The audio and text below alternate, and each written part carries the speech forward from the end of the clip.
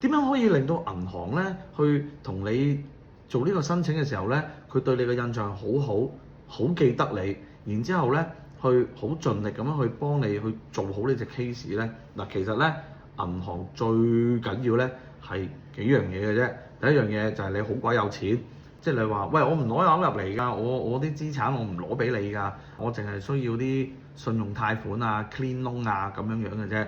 咁但係你又同一時間你話俾銀行咧，不過咧我名下咧我就有10層樓、20層樓，每一層樓大概值幾多錢？全部咧都冇爭銀行錢嘅咁樣。咁銀行梗係非常想同你做啦，因為零風險啊嘛，係咪？好啦，第二樣嘢銀行好鬼開心嘅，一聽到咧就好積極嘅咧，就係你肯同佢買保險啦，梗係咁啊，梗係積極啲去幫你跑翻條數佢啦，好快可以批到出嚟添啊！通常呢啲全部都可以打尖嘅。第三樣嘢就係咩咧？你嘅客戶即係